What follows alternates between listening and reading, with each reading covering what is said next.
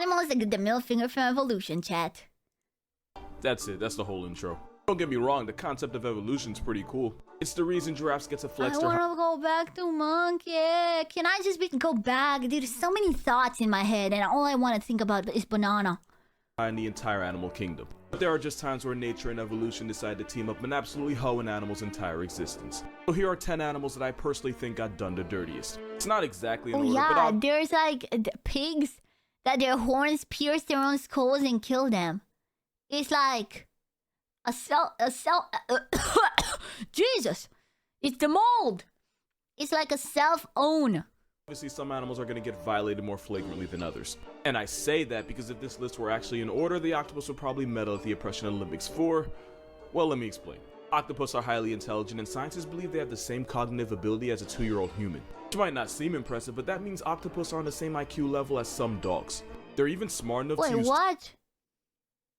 Wait, I thought the whole point of octopuses is that they are smarter than dogs. Wait, I've heard all along how octopuses are so smart, and then it turns out they're only at the levels of a dog. I thought they would definitely be smarter than a dog. Wait, is a 2-year-old not smarter than a dog? Dude, I really... Yeah, I thought they were smarter than any other animal, man. What do you mean? They're like barely on the level of some dogs, not all dogs. Some dogs. That's crazy. Dogs can't open jars. When they say smart, they mean they can open jars. Yeah, but dogs cannot. Yeah, dogs are stupid. Yeah, a 2-year-old is dumb before an animal, though. Tools, whether it's using the tentacles of the venomous man of war as a weapon, which they actually do, or carrying a coconut around to keep as a travel-sized panic room. Yeah, I feel like that's smarter than most dogs. But being smart is the only thing they have going for them. First of all, most octopus come into the world as orphans. The mother octopus will spend months guarding and washing her nursery of up to 50,000 eggs. Since it's too dangerous to leave them alone, since there's no daycare underwater, she often won't eat the entire time. Which means once the clutch of eggs are finally ready to hatch, the mother is shriveling, starving, and ready to become initials on a Twitter bio. Oh, never mind. She's not a girl boss. She's just dying. Dogs don't have thumbs equal dumb. Okay, but do you think if dogs had thumbs, they'd be able to open jars? I highly doubt it. Struggle doesn't end there. In fact, that's when it starts. These babies the size of a grain of rice have to figure out life in an ocean full of animals that'll actually try to put an end to it. It's so bad that out of the 50,000 children, if more than 2 survive to adulthood, it's considered overachieving. 50,000? That honestly wouldn't be a big deal if nature didn't already nerf them with their lifespan. It's so ridiculously short that a majority of octopus species that live life to the fullest still won't be alive for their first birthday. Being an octopus means you can be born on New Year's, have a midlife crisis by June, only to be a memory by October. Giving an animal high intelligence just to I thought they lived like 6 years. I don't know why I thought. The octopuses live like 6 years. Life after 1 to 2 years just seems like an intentional dick move. And because they have no shell or no armor, they'd honestly be lucky to live that long. Having no real way to defend themselves means a good number of them end up a sea lion's chew toy or a dolphin's frisbee. But they can open jars! Octopi, How about I octopi your mouth with my nuts, huh?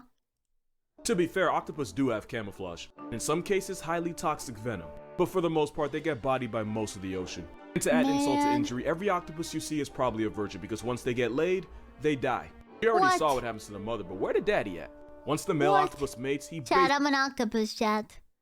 I'm an octopus, that's why I don't, chat. I just don't want to die. Basically just gives up on life. The male octopus that's catched in his V-card will swim around catatonically until he either gets torn apart by predators or dies of starvation as his body falls apart due to senescence. Not like it really matters because most female octopus are bigger than the males and sometimes they'll attack and cannibalize him during. But one thing's for sure, if his date doesn't put him out of commission, his post-nut clarity will. Octopus don't... Girl boss. Dude, this is dark. Why are octopuses so sad? Live long, but for the months they're alive, their entire existence is a jihad. Now you know why Squidward couldn't give a if a paid him. But at least with the octopus, it just seems to be really bad luck. They may be a victim of circumstance, but at least you get the idea that nature didn't go out of its way to screw them. Not like with this bird. Kiwi bird is probably the best proof that evolution... I love these! My sister also loves these a lot. She got like a plushie of this one. Yeah. Ain't perfect. This tiny bird is actually part of the rat-type family. And this cookout includes ostriches, emus, cassowaries, and the rhea. But unlike his Ooh. bigger cousins, this bird that shares its name with a fruit is about 18 inches tall and no more than 7 pounds. It's kind of like having cousins 6'3", 6'4", and 6'6", yet you He's came a out little baby. He's like the short king of the family, man. The short king of the family. looking like Tory Lanez. Like your family's tall enough to fit in an NBA locker room, yet you get it from a chair and stay the same height. But of course, nature wasn't done screwing with this bird because like its relatives, they can't fly.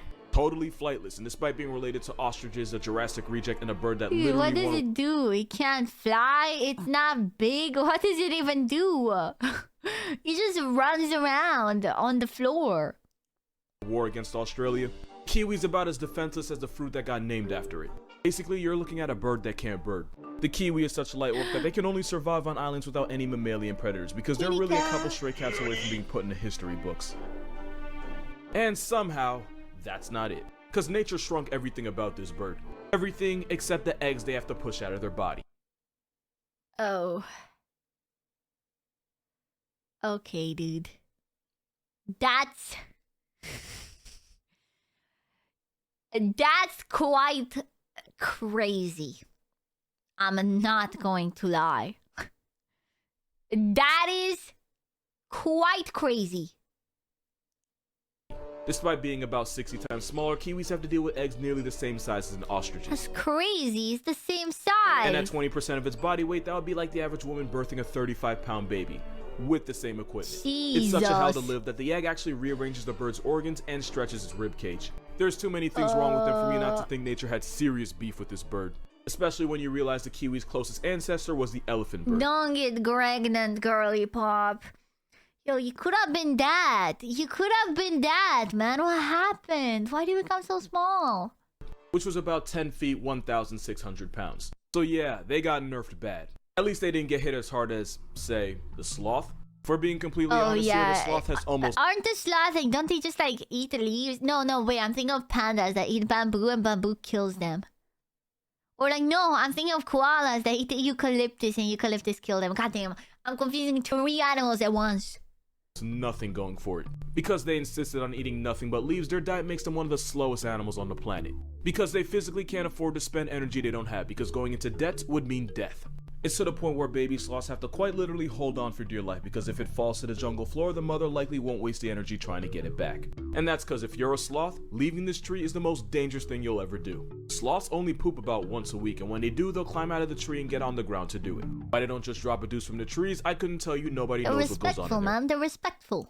Heads. But this means about half of all sloth deaths involve getting clapped on the toilet like Elvis. One thing sloths have going for them is that they're so mind-numbingly slow that algae actually grows on them, giving them free camouflage. But there's a catch. There is always a catch. When one of your biggest ops is an eagle with quite literally some of the best eyes in the world, wearing a moss blanket isn't gonna amount to too much. And you know how big is that eagle? Wait, how small are sloths?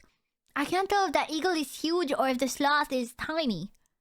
was actively with them because sloths are actually really good swimmers and can hold their breath for 40 minutes, longer than dolphins and seals. But it means almost nothing when most of the time they go swimming is by accident when they fall out of a tree.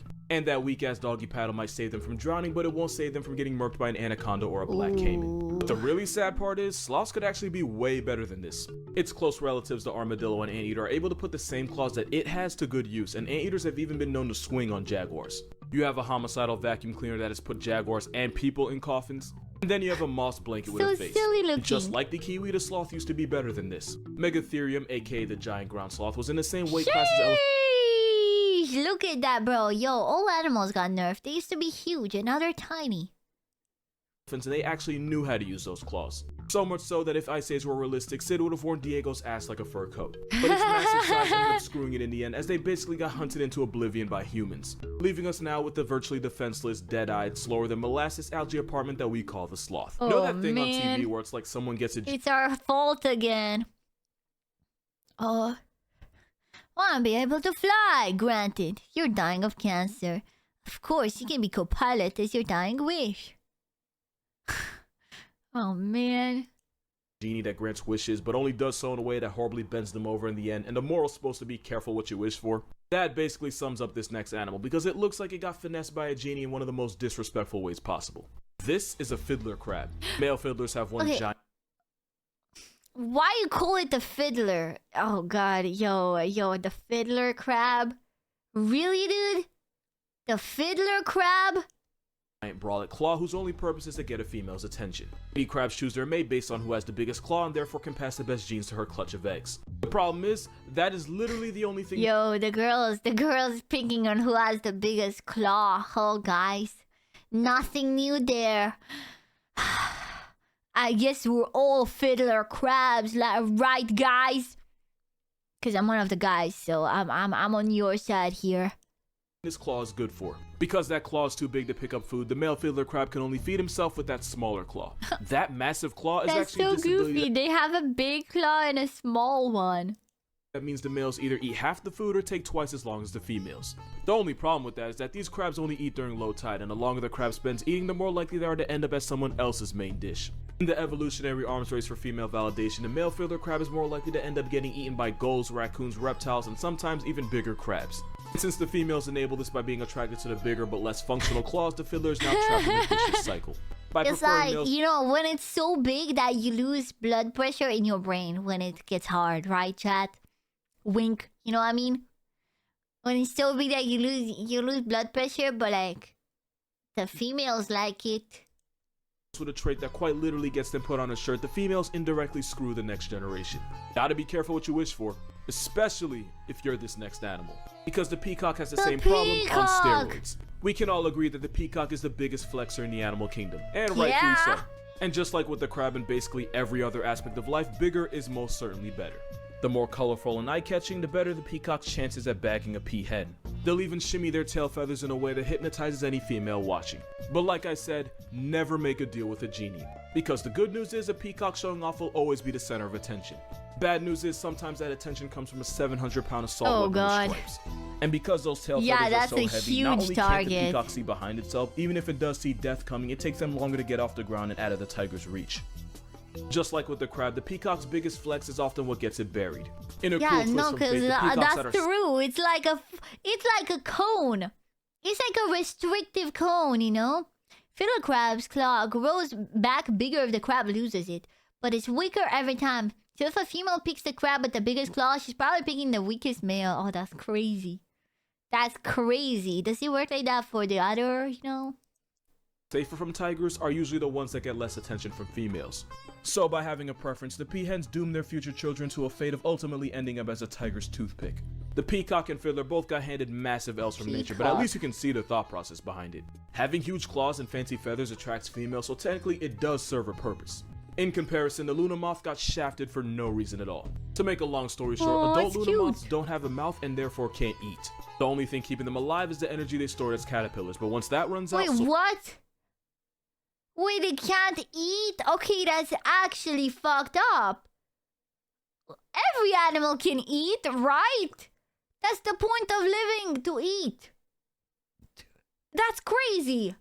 Is their time. Luna moths live for about a week, just long enough to reproduce and doom their children to the same fate of a non-consensual hunger strike. If you ask Google why the Luna moth doesn't have a mouth, it'll tell you— The adult has no mouth. Its sole purpose is to mate, so it does not eat or have a digestive tract. So no head? No head? Because its only purpose is to mate, which is really nature not giving a fraction of a about them. Yeah, that's cruel. Question is, what could possibly be crueler? Well, if you know what this is, you probably have the answer. This is a sea louse. It's a member of the Caligidae family of copepods, which is— I don't know what that is. Basically just a bunch of small crustaceans. You probably noticed that for the peacocks and the crabs, it was the guys getting the worst of it. Apparently nature believes in a weird form of equality because right now it's up for the girls. The horror show starts when a male sea louse kidnaps a much smaller female and then forcibly drags her into what I can only describe as a crustacean sex dungeon, where he can have up to 20 other victims also trapped. Not the freaky crustaceans, dude. It's at this moment where this movie loses its rating because the male will forcibly impregnate every last female in his burrow, and this often involves penetrating her abdomen. But don't worry, it gets worse. As her brood of children that she never asked for begin to grow, they decide to start eating their way out.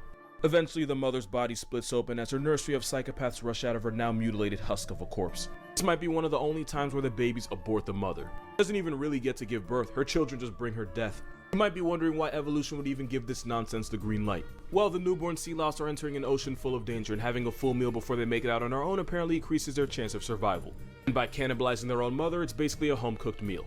Somehow, this isn't even the worst birth on this list. That title belongs to the hyena because straight up death is actually better than what they go through. Female hyenas evolved a pseudo-penis that's so similar to the real thing, it's actually difficult to tell males and females apart. This is actually a female. Only problem is, it's not just for show, they actually have to give birth to that thing. And yes, it's every bit as painful as you think. And it's Pipi birth.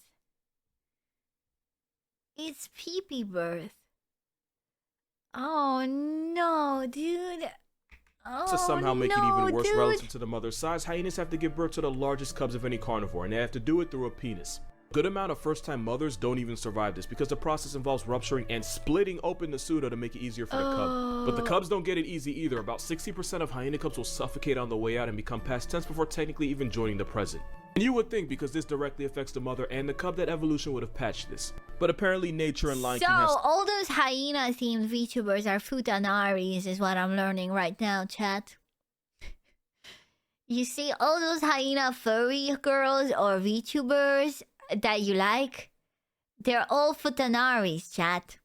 That should be your takeaway from this, okay, chat? Something in common when it comes to doing hyenas dirty. Oh man, he did a flip.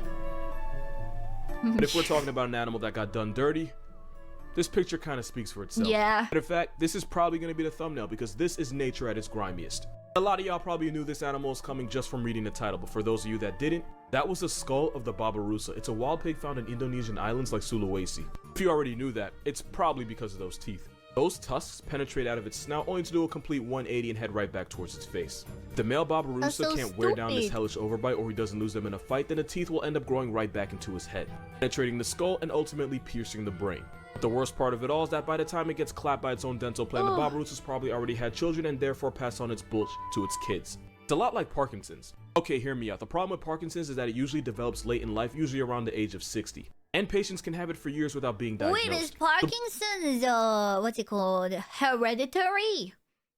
I didn't know that. I thought it was like just something that happens to old people. Didn't know it was like you pass it down. Oh damn, wait, what if I do have it? I mean, honestly, I don't think any of the old people in my family have it, so I'm probably fine, but... By the time they do find out, it's possible they could have already had kids and grandkids that they could have passed it off to. See the problem, right? The only good thing is that it's somewhat rare for a child to inherit Parkinson's from their parents. The Babirusa, not so lucky. And as long as females find big tusks attractive, and as long as the tusks only murk them after they've had babies, this pig is going to be screwed eternally and evolution can't even stop it. But when you talk about being sodomized by the fleshy phallus of nature, you're probably talking about cheetahs. If you watch Tearzu, if you're watching Wait, this, what's wrong with cheetahs? I thought cheetahs were cool and fast and epic. You probably heard him say that cheetahs are F-tier garbage that either need to be buffed or just vaulted out of their misery. What? I love cheetahs, I really do, but out of so every cute. animal... Wait, so what you're saying is I could have a cheetah pet, basically. Basically, you're saying cheetah pets are a yes go because you're not dangerous. On this list, evolution might have bodied the cheetah the hardest, and for one simple reason. Cheetahs are really fast. That is all they have. Cheetahs are a textbook example of why you should never dump all your evolution points in one skill, because you'll just get bent over in every other aspect of life. Because they're built for speed and absolutely nothing else, cheetahs often get bullied by other predators, especially lions and hyenas. And because cheetahs have to expend so much energy just to make a kill, it forces them to rest right after, which makes it really easy for other animals to just step in and run their pockets. Oh damn, birds! But for real, if you're a cat and a bird that literally only eats the dead is able to run you off, you got a lot of problems. Worst part is, cheetahs could easily avoid all of this. Leopards are also lightweight solitary hunters that occasionally get their food stolen, but they're able to carry their kills up in trees where they can't get harassed by scavengers. But in the evolutionary race for speed, cheetahs evolved non-retractable claws to use as cleats to keep traction while running. Which is why cheetahs can't climb trees, so they gotta get violated on the ground. Cheetahs are such pushovers that one hyena can successfully rob several cheetahs right in their face and then dare them to do something about it. Cheetahs compromised everything for speed, so now they get to speed run through life. About 70% of cheetah cubs born in the wild will be 6 feet under before their first birthday. And just to add on to that, because why the hell not? Thanks to genetic bottleneck, the majority of the cheetah population is highly inbred. No predator. What you're looking at is a cat that doesn't really know how to cat. Because instead of roaring like lions, tigers, and leopards, the best this spotted doormat can do is chirp like a bird. Matter of fact, if you YouTube it real quick, you'll find they make every sound that isn't a roar. I want one even more! And that's how you know evolution went out of its way to them. Cheetahs have been around for about 3 million years and decided they were just gonna IM speed their way through life. And because of that, unless it's a 100-meter dash or a bird call contest, this overgrown house cat loses every single time. Obviously, there's a lot of good things about the cheetah, but not nearly enough to justify the abuse they go through. Which is probably why a majority of cheetahs in captivity experience severe anxiety so bad that it prevents them from mating and they need an emotional support dog. Which is cute, don't get me wrong, but it's another reason why cheetahs are dangerously close to being the pandas of cats, and that's not something anyone wants to be. And don't get it twisted, I don't enjoy roasting cheetahs, I actually really love them, but if nature has favorites, this Cheetos mascot isn't one of them. And those are 10 animals that got the middle finger from evolution. I'm not gonna lie to you, this video was low-key a pain to make. So if you like the video and you'd like to support this channel, my Patreon's gonna be in the description, but please, please, don't give money if you can't afford it. Because honestly, I don't need money, I just wanted to cover my crippling Wendy's addiction. Subscribing doesn't cost you anything, so think about it. Dude, dude, my takeaway is I want a cheetah. Like, I'm gonna get one.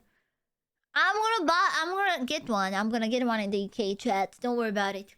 They need dogs to be happy. I'll make them happy, chat. I will be there for them more than the dogs. I'll be their emotional support dog, okay? I'll put the dog ears on. Most sanctuaries or zoos will use dogs for lonely animals. They get along with everybody. Oh, that's cute. That's cute, though. That is cute, though.